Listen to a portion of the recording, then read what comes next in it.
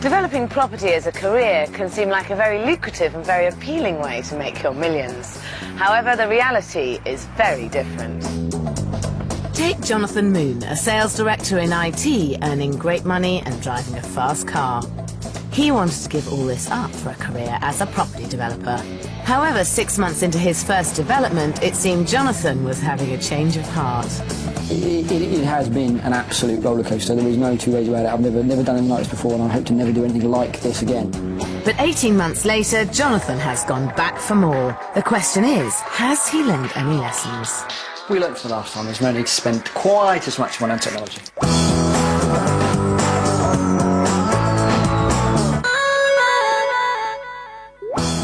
Jonathon's first development was a small two-bedroom flat in a quiet residential street in Battersea, and he had some big ideas to make it stand out. I know the area, and I know what I want, and the appeal is that it's appealing to me.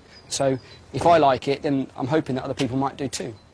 In 12 weeks, Jonathon intends to convert the loft into a brand new bedroom and bathroom, knock through the main walls, and build a glass brick wall to create his idea of a state-of-the-art renovation.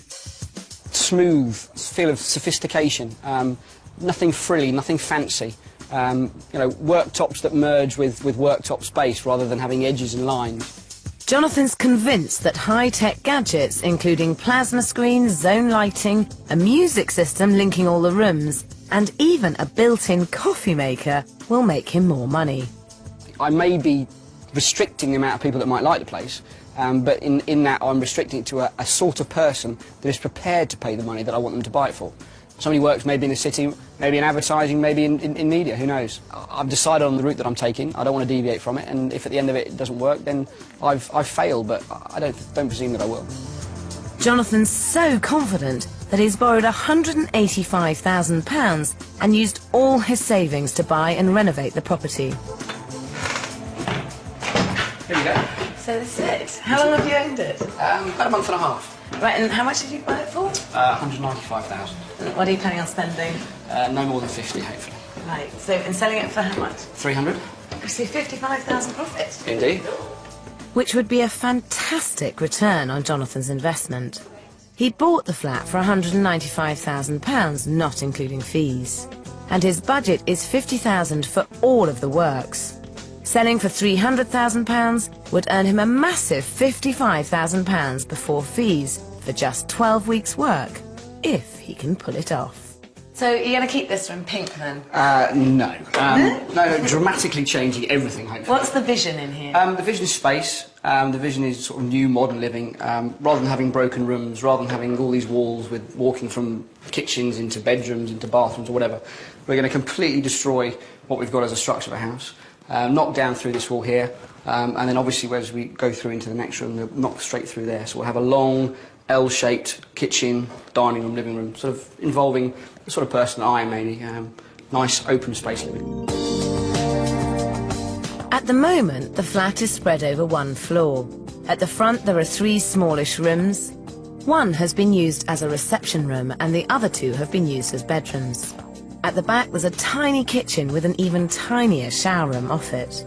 But Jonathon's planning to entirely change the layout. As well as converting the empty roof space into a new master bedroom and bathroom, on the main floor he's going to knock down the walls between the 3 main rooms to create one large L-shaped area. At one end he'll put the kitchen, and at the other the sitting room.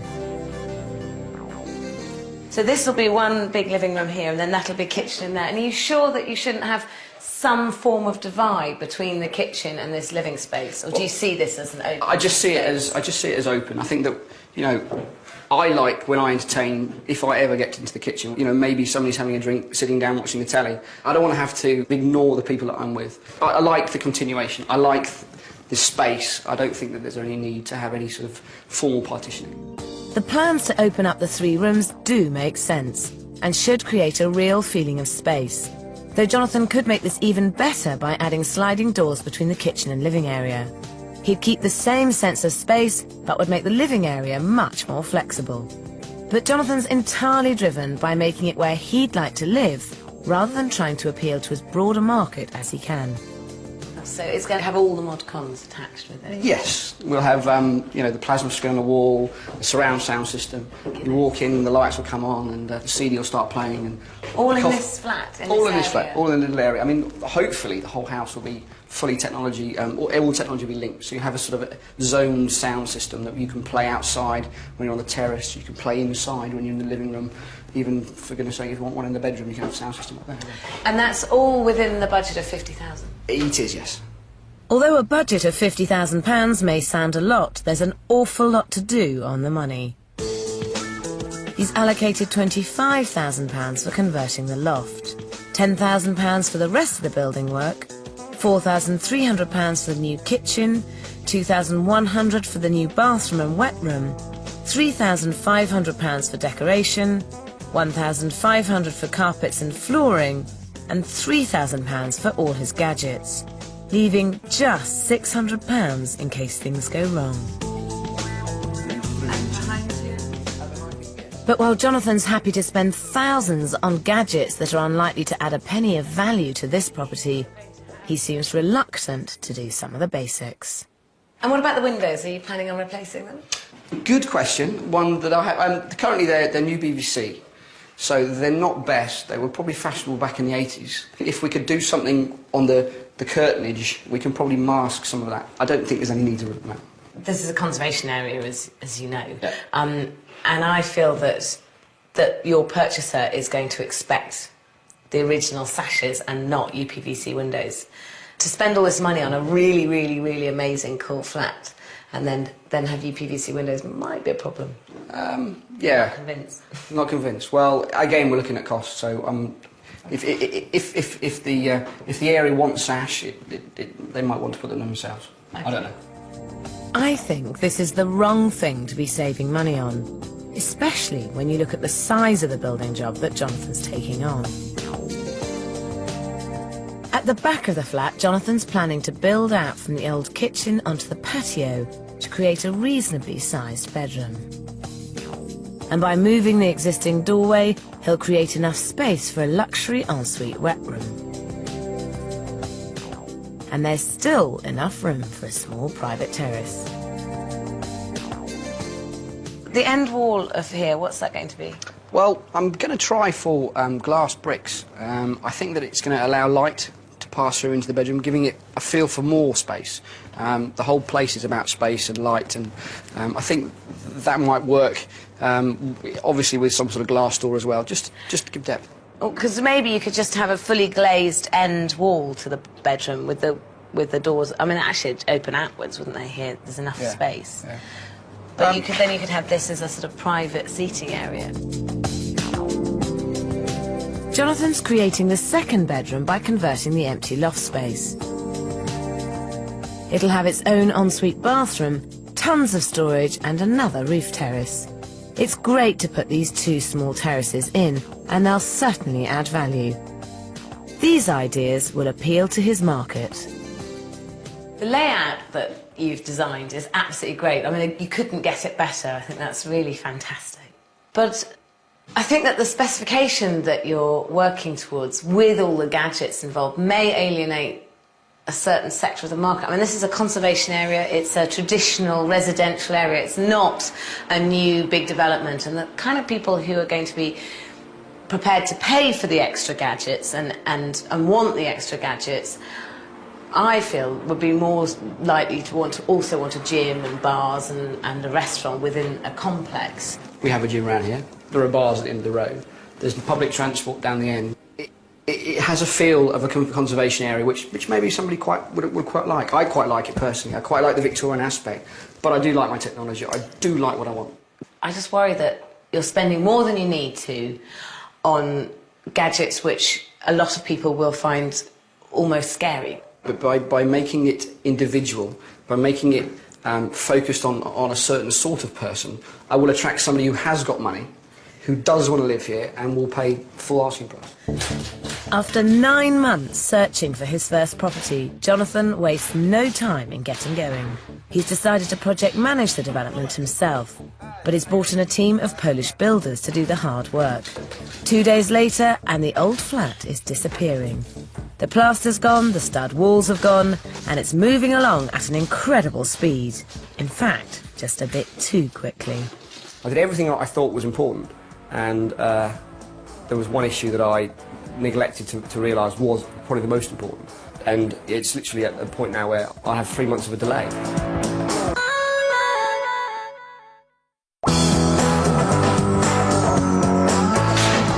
Months ago, Jonathon Moon gave up a successful career in IT to try his hand at property developing.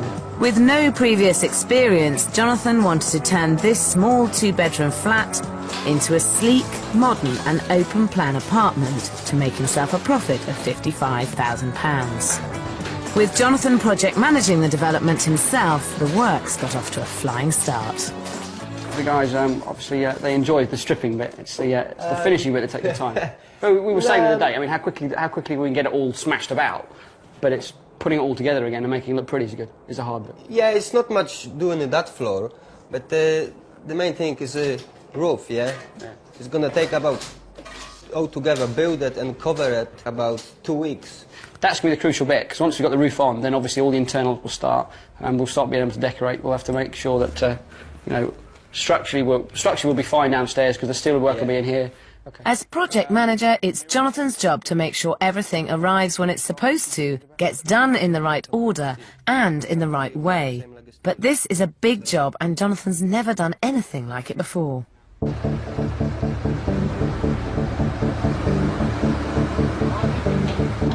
Safe journey, fella. Jonathon's putting in 3 huge steel girders to carry the extra weight of the new loft conversion. Because they're sunk into the party walls he shares with his neighbours, Jonathon needs special permission before he can start work. But he goes ahead without it. Within a week, the steels are in. And Jonathon gets a visit from his surveyor. As you can see, we've moved on. So, I know the worst. Okay. Moving forwards, there shouldn't be any problems? Well, I suggested that work on party walls stopped. Yeah. It should never have started. Yeah. Since I called you and said that, one of the owners was quite irate about the work going on. I mean, party walls, it's a very simple principle. Yeah. That you're informing people either side and below you that you're carrying out work. Yeah. And you're asking for their agreement. Jonathon started work without getting proper permission, and it doesn't stop there. Yeah, I mean, I'm concerned about this. The scaffolding resting on somebody else's roof there. Party walls are common sense. Yeah. You know, that's somebody's property. They've had somebody walking about on their roof, putting on scaffolding. Yeah. So he's very concerned about that and very annoyed that you've done it without getting his permission. Just had a conversation with our party wall surveyor, which is a bit worrying, really. Well, it has huge impacts on the timeline of the project. Basically, Robert wanted to start putting the second mansard up. We had a brickie sorted out for the weekends, 2 days worth of brickwork, and that looks like it will probably have to be knocked on the head. I haven't told them yet. But... The party wall legislation is there to protect people from having their property damaged by neighbours working on the walls they share. It doesn't necessarily stop you doing work, but you do have to go about it in a specific way, and Jonathon's got it wrong. Until it's sorted out, no one can do any structural work at the property. 2 weeks later, and there's still no permission. When do you expect the sign-off of the party wall agreements to happen? Hopefully done in the next couple of days. Fingers crossed. I mean, in my experience, it can go on for weeks and weeks and weeks. Agreements have been sent out and they're being signed as we speak. You hope? Yes, I have. The longer this goes on, the less work there is that the builders can do. Jonathon's desperate to keep them busy and on site because he's worried that if they go to another project, he may not get them back. Work now has to be done in the wrong order, costing Jonathon time and money. Your original budget was £50,000 for this project, but in my opinion that is amazingly optimistic. We will probably be spending a little bit more than the 50. We're sort of around the sort of £60,000 mark at the moment. Just with fine-tuning things. You know what it's like. You go and you see something and then somebody says, oh, look, I've got a better offer now. You know, this is a bigger, better, more wowy sort of kitchen, or these taps look better and isn't that nicer? And you think, well, by putting that little bit of extra in, it's like going to a car showroom and they're saying, well, I'll give you a CD player, we'll give you aircon, we'll give you all this for nothing. Then they're going to go, well, hold on, we'll go with that one rather than the one next door. Unless, of course, there's lots of houses that are, or flats that are exactly the same down the street, because you know you might get a little bit more than the other flats because yours is going to be nicer. But there's a point where, you know, if they can buy one down the, it's 4 doors down, they'll come in, rip it all out, and do whatever they want. Yeah, there is that. What if you only sold it for sort of £275 and made £20,000 profit? I'd be very disappointed and cry. I'm worried that's exactly what Jonathon will be doing unless he gets his spending under control. 4 weeks into the project, and he's taking me to see a very expensive kitchen.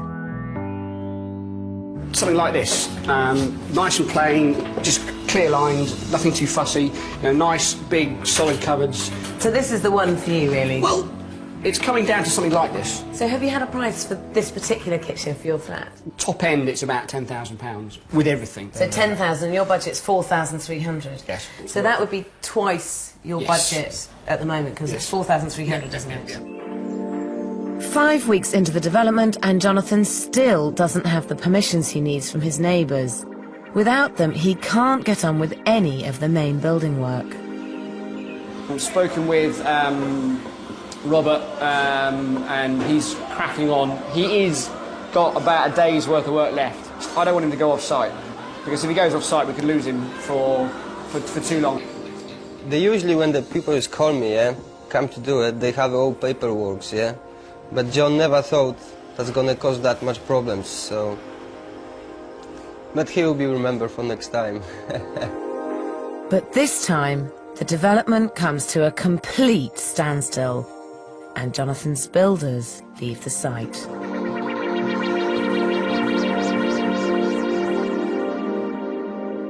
Four weeks later, Jonathon still doesn't have permission to do the structural work. He hasn't had an income for almost a year, and every day he's spending more money on loans and mortgages.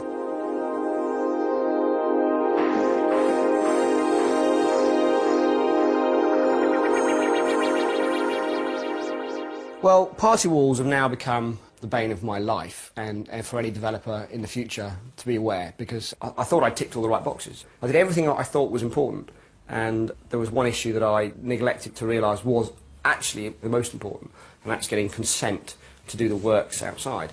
The downstairs owners would not sign off party wall agreements. They are still worried that, you know, maybe that structurally I might be damaging their building, maybe that, you know, if we add extra weight we could end up in their living room. But they also wouldn't allow us to dig a trial hole. It's a sort of a catch-22 where in their own way they've just made it more difficult by saying, well, we need you to do this, but we won't allow you.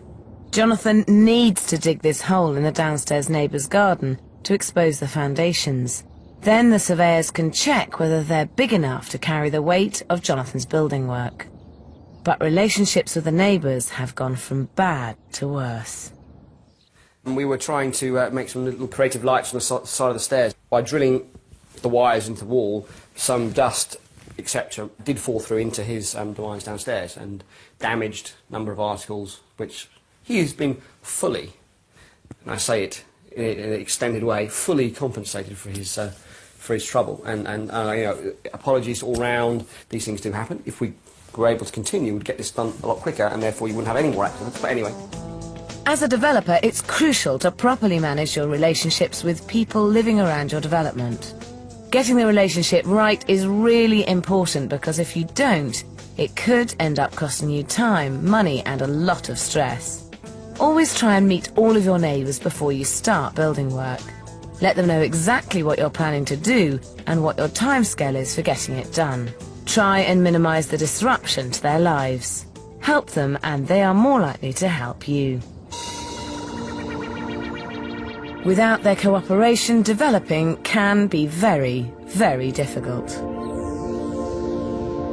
This is my career, right? You know, I've said all along, I'm passionate about what I'm doing, and I'd like this to be my future, so it'll be wholly detrimental to where I'm going forwards. I'll have 3 months of a delay. Finally, 9 weeks after this development started, Jonathon's managed to get his neighbours' permission to dig the trial hole in their garden. This doesn't mean he can start work again, but at least it's a step closer. By the end of the day, he should know whether the foundations are strong enough to carry the extra weight. If not, he's going to have to underpin the house first. A team of builders arrive and Jonathon's architect Leon is there to oversee the excavation. But getting their agreement to dig the hole hasn't come cheap. £2,000 to dig a trial hole. Sometimes with these things you literally have to throw money at it to resolve the issue. There's a great deal going on, yeah. Well, yes. Well, here you go. 250. I've got the rest, yeah.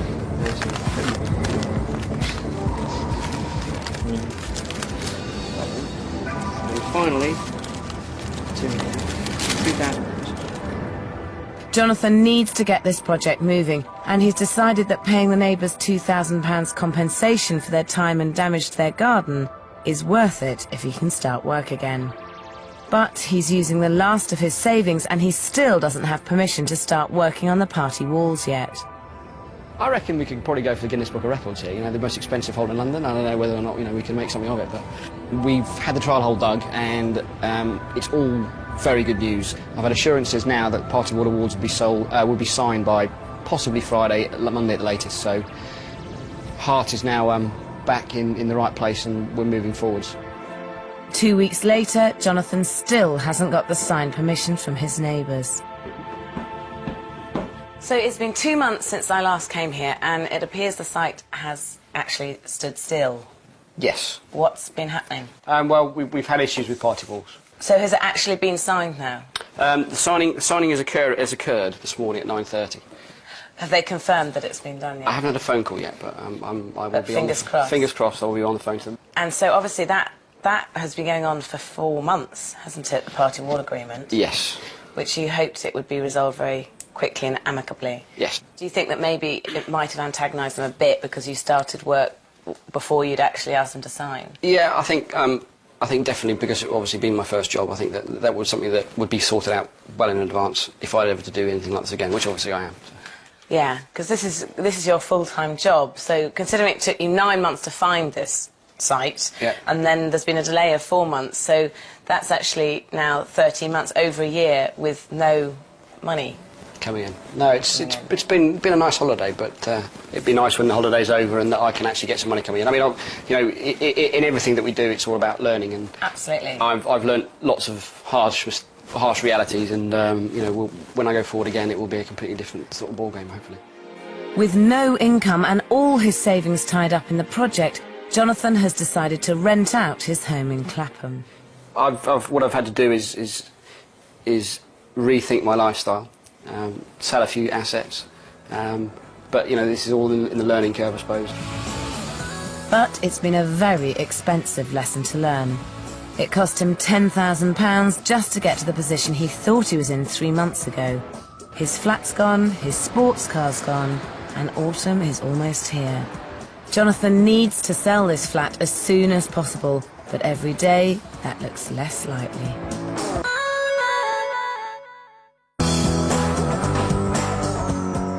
First-time developer Jonathon Moon bought this maisonette in Battersea, South London, with dreams of turning it into a contemporary living space before selling it on for a massive £55,000 profit.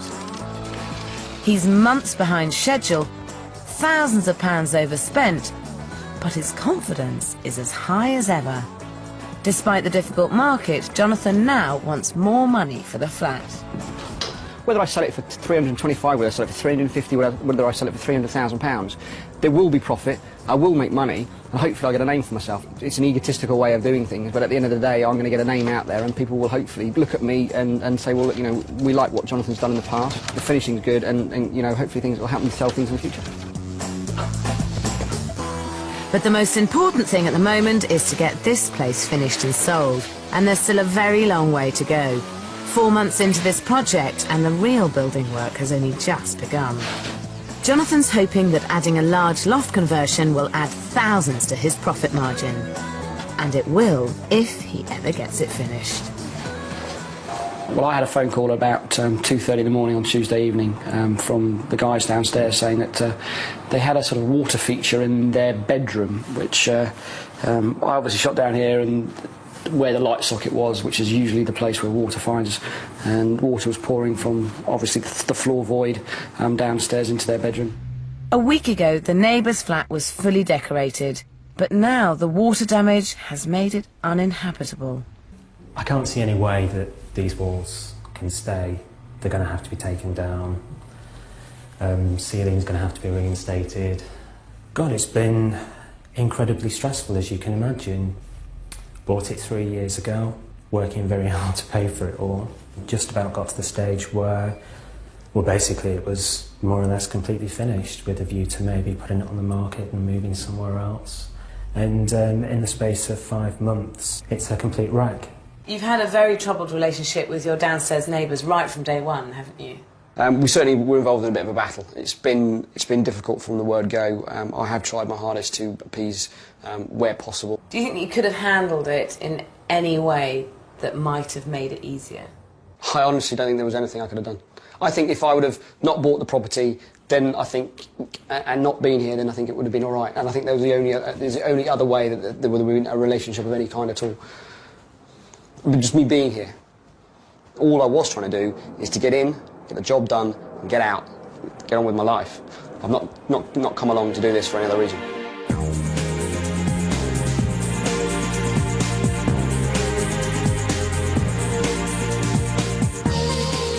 It's now September, almost 6 months since Jonathon began his development. The neighbours have been temporarily rehoused while the insurance company sort out their flat.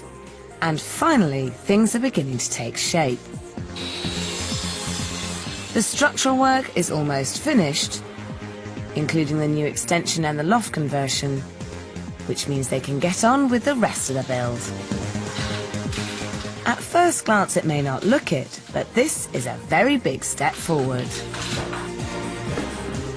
God, this looks so much better than it did. It's good, isn't it? Amazing, yeah. Well, now it's plastered, you can actually see the size of this living room kitchen, which is, it's going to be lovely, actually. It's very light. Yeah. You're massively over schedule at the moment, aren't you? Yeah, I think this is week 24, so we've... And you're planning on doing it in 12, weren't you? Yes. So you're double the schedule already, and you're still not finished? Yes. How long is it going to be till you're completely finished? We're hoping in 3 weeks' time. Part of the problem with this build is that Jonathon hasn't been realistic from day one. And even now, that doesn't seem to have changed. You were initially planning on spending £50,000. How much are you going to be spending now? It's probably going to be more like 60. But you were already £10,000 over budget, and that was before the party wall problems. Well, we haven't actually included any extras. I mean, the only extra cost that we've had is obviously the 3 months that we weren't able to do any work, which is 3 months' worth of mortgage repayments. So but that's only amounts about £1,500. So not a huge amount. So there's extra. that, but also the cost of the party wall agreements. Yeah, Surveyors. those are all little points that we're still in negotiation with. We are sort of trying to get the cost of that down, even though there's been a fixed bill in place. You also spent more on the kitchen than planned, though, didn't you? A little bit over there, yeah. Well, I thought you were going to be £5,000 over there. Yes, roughly about £5,000. We've had So when did £5,000 become a little bit? God, Well, it could be a wow, lot. you must be loaded. Well, I think what I've come to terms with is that if it's going to be done, it's going to be done properly. There's no point in doing a half-hearted job. The funds are there, and I've got a chequebook that seems to bounce all over. No, sorry, it works fine. It's going to be more than 60,000, isn't it? Maybe not. What do you I'll think come back to you at the end. No, I want you to tell me how much is the maximum that you reckon you're going to spend. I don't know. I mean, I really don't know. I mean, I could... Should we say 80? Well, no, let's say 70. That's a compromise. OK, so you guarantee it won't be more than 70? Yes, I promise. I promise. Will you buy me a bottle of champagne if you spend more than £70,000? Cristal if I spend over £70,000. Even though Jonathon's wildly overspent, there's one area he's determined not to spend one penny. One of the first things I noticed as you come in here is the 3 windows and the fact that you haven't replaced the UPVC with the original sashes, which in a conservation area I personally would expect, especially for £300,000 for a flat. Are you going to replace them? No, I think with what's going on at the moment, there's a cost involved and there's also a hassle factor. I've noticed the original boxes are still in for the windows, so you only need to replace the sashes, which is going to cost less than £1,000 for these 4 windows, and actually add value to this flat and be what people expect in this area. Well, again, it's a preference, isn't it? It's whether anybody thinks that the sash is important, whether or not the double glazing is a benefit to them. I don't think they're offensive double glazing. I think it doesn't look like new PVC unless, of course, you sort of study it. Jonathan is supposed to be project managing this job, but it's thousands of pounds overspent. Despite his optimism, money and time seem to run through Jonathan's fingers.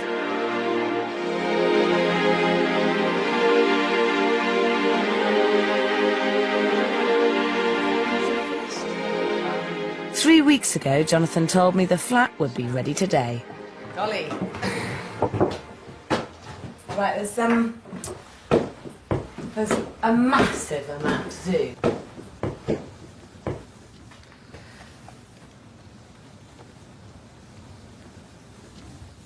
I can't see how this could possibly be finished for viewings next week. Are you sure this is going to be finished? Yes. Really? Yes. By next Wednesday, it'll be ready for viewing? Yes. Do you think I'm insane? Yes. Yeah. Sarah, have faith. OK. Please have faith. It's going to take more than faith to have Jonathan's development ready for viewing by next week. With secondary electrics, carpentry, flooring, furnishing and decorations still to complete, Jonathan's going to need divine intervention to pull it off.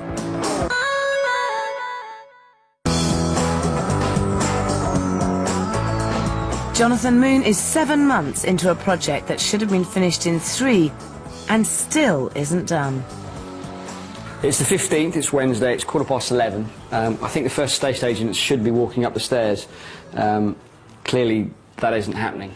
We've made a huge amount of progress. There's no two ways about it. Everybody's worked like dogs and the place is definitely coming along. It's just physically there's not been enough man hours in days and nights. And there's a lot of very stressed people, me probably the most. The boys, they are so tired. Stay in the job all night. But we're doing well.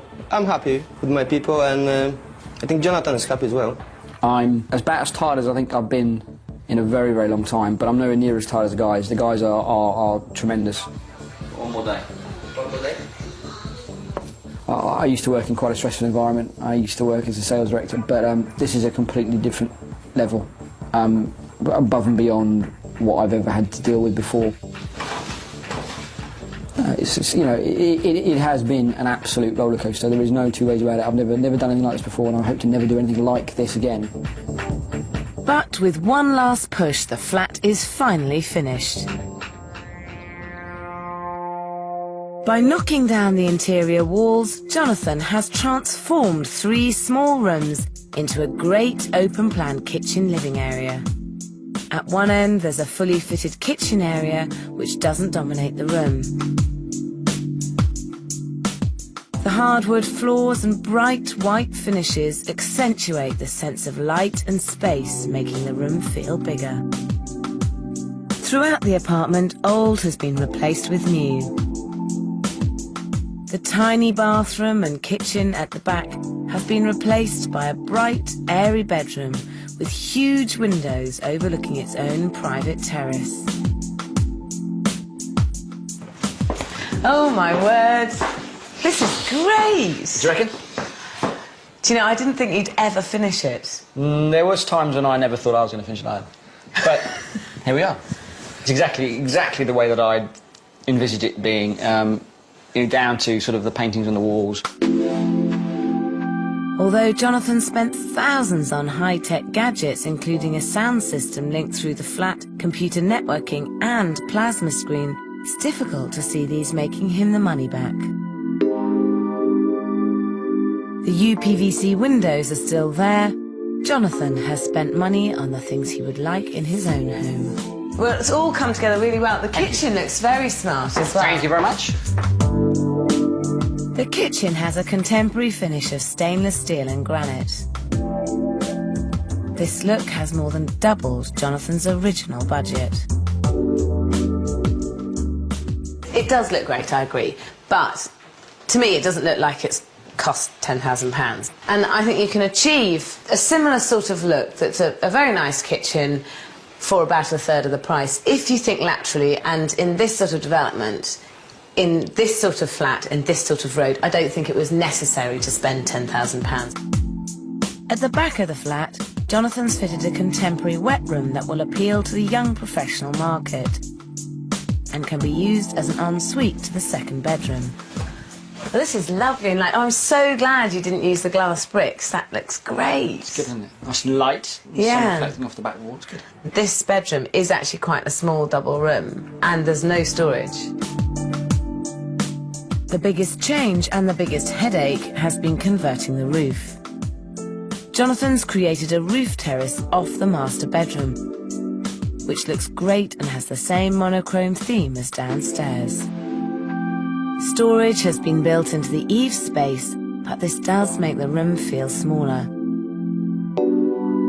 Jonathan's also managed to squeeze in an ensuite bathroom, which unfortunately cost double his budget. Oh my word, this is great. It's lovely, isn't it? What a big roof terrace. Thank you.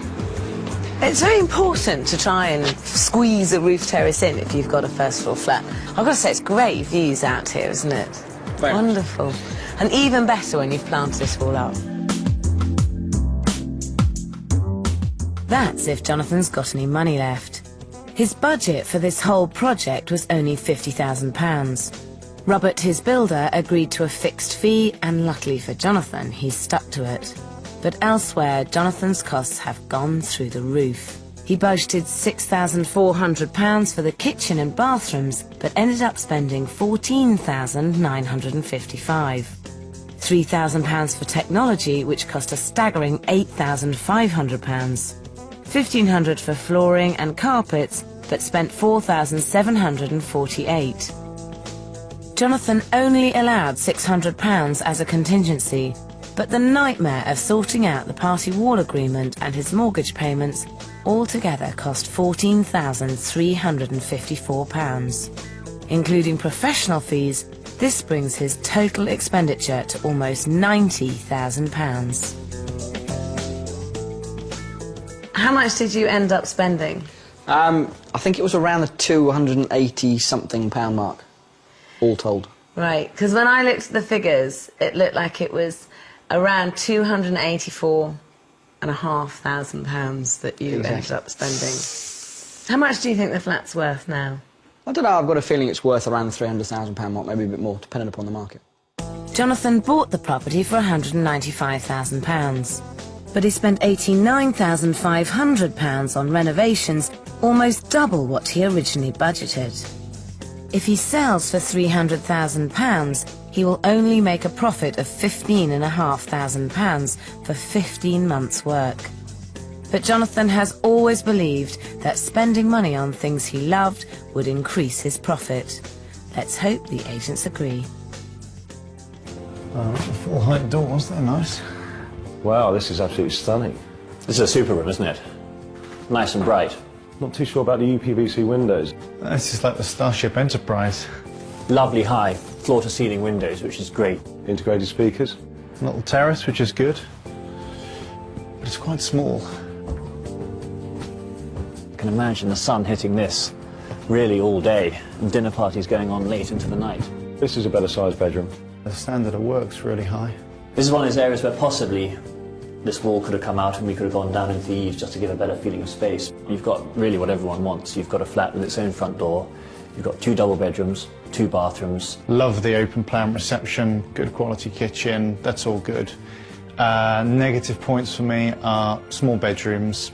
I think in today's market, you're looking early 3s, 310, 315, maybe 320 with the wind behind it.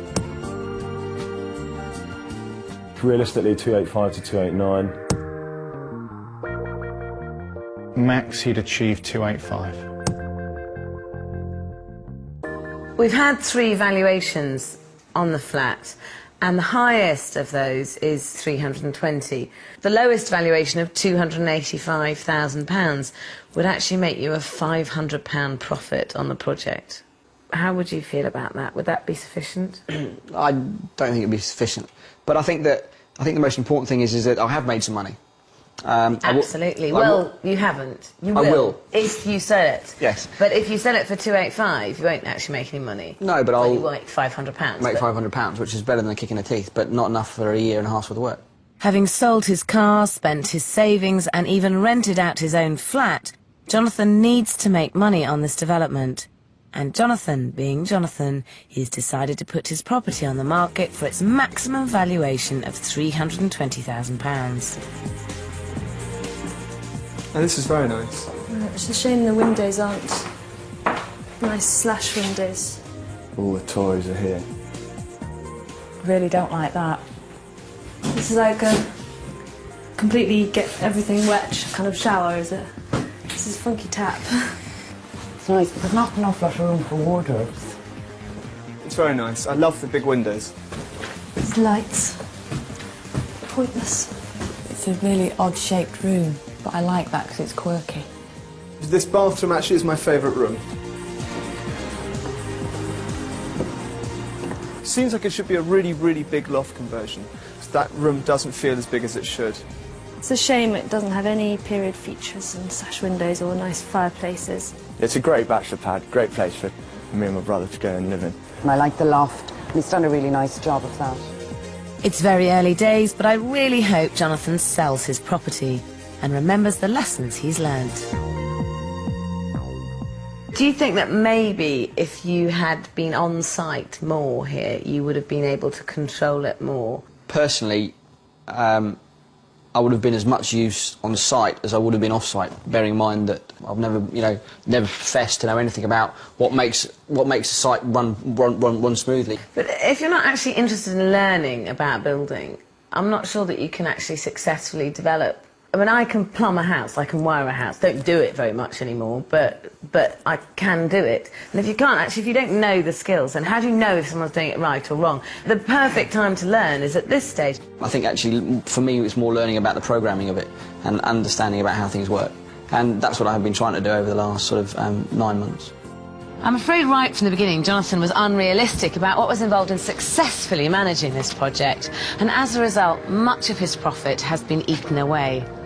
If Jonathon could get this right on his next project, his dreams of becoming a successful developer might come true. But first he has to sell this development, and it takes 5 long months before Jonathon eventually finds somebody who loves his gadgets just as much as he does, and is prepared to pay £310,000, giving Jonathon a £25,500 profit. In November this year, I went to see him to find out whether he's still developing. Was it an absolute baptism of fire, your first development, wasn't it? Well, not much more could have gone wrong, I don't think. But then, at the end of the day, we got the right result. So what was the conclusion with your neighbour in the end? He claimed on the insurance, he got his property redeveloped and done up to his satisfaction, sold it, and he was happy. Oh, right, so he was happy in the end and well, it ended amicably. I don't know whether you can say he was actually happy, but we didn't come to any blows over it, and, we will move on and we move on to the next thing. After all you went through with that development, it would be enough to put anyone off developing for the rest of their lives. Have you gone on to develop, or is that it for you? Well, clearly I have a screw loose, but yes, I have. 12 months ago, Jonathon bought this basement flat in Fulham, which he paid £226,000 for. Like his first development, this flat had only 1 bedroom, but Jonathon had big ideas. This time to extend into the garden. With half the garden gone, the flat was ready for a huge new extension. A year on, it's finished, and I've come along to see it for myself. Lights come in. Yeah. And if you turn in here, second bedroom. Great. Gosh, this is bigger than the second bedroom in your last development, isn't it? Yeah. Trying to maximise space. So have you enjoyed this one? Much more. Nobody below us, nobody to officially flood or damage. Yeah, so, great. And I know you have kept the sash windows. It would not touch them. On first impressions, this is a very classy development. Jonathan's taken a small one-bed, one-bath flat and created a stunning contemporary two-bed, two-bath apartment. And I'm relieved to see that it's relatively gadget-free. This is the first bit of gadgetry I've seen. This is zoning, is it? Light zoning? No, this is underfloor heating for the bathroom. Right, underfloor heating for the bathroom. Have you got a lot of mod cons in this? No, not as much as before. We learnt from the last time, there's no need to spend quite as much money on technology. This is the bathroom, is it? It is indeed, yeah. Gosh, these bathrooms look brilliant. I dread to think how much they cost, because you spent twice what you expected to on the last development. Well, you'd be surprised. Tiles, for example, £3.59 a square metre. 10 times cheaper than they were last time. Right. But again, trying to create the same sort of look, really. So you've learned a lot of lessons from last time, haven't you? Completely, yeah. Yeah, and you've used good quality fittings that look great, but don't cost a fortune. But the most spectacular part of this development is the 300-square-foot kitchen living room that Jonathan has dug out of the old garden. I don't recognise that kitchen. These are amazing doors. Wonderful. And do they open right back? Yeah. These really are a spectacular feature. I just hope he budgeted enough for them. How much did this development cost you? Because you were so over last time, weren't you? This time around, we bought it for 226. We ended up spending around 80 grand. You're in it just over 306,000. Yeah. What do you think you'll sell it for? Hoping for around the 350 mark. But again, it's... Right. So that would see a £40,000 profit. It's great to see this time round you've set yourself a realistic budget so that you can actually work out whether there's any profit in the deal or not. Building this extension was an inspired move. In developing terms, adding extra square footage is the best way to increase the return on your investment. And this 300 square foot of extra space costs £30,000 and will add £50,000 to the value of the property. Digging out a basement flat like this, obviously there's the issue of party walls, because you're affecting both neighbours on either side and upstairs. How did you approach it this time? Obviously speaking to all the relevant people, getting a party wall surveyor involved, contacting all the... Early on? Before we even walked in through the front door. This really is a reformed Jonathan.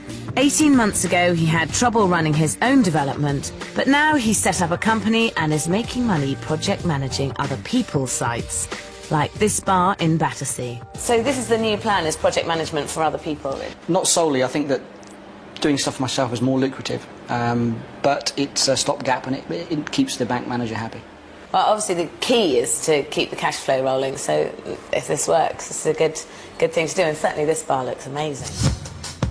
Jonathan completed the total refurbishment of this bar on budget and on time. Another great achievement for this aspiring developer. You've come such a long way from when I first met you.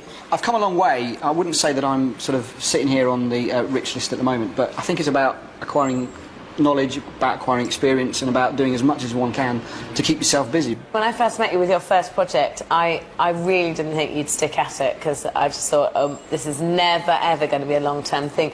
But you do seem to be determined to persevere and make it work somehow. Cool. So I'm very impressed. Yeah, maybe I'm a bit stubborn, but I mean, you know, the lifestyle that I used to lead is something that is the past, and I'm now looking forward to the future. So you're sticking with property? At the moment, I'm 100% a property nutter.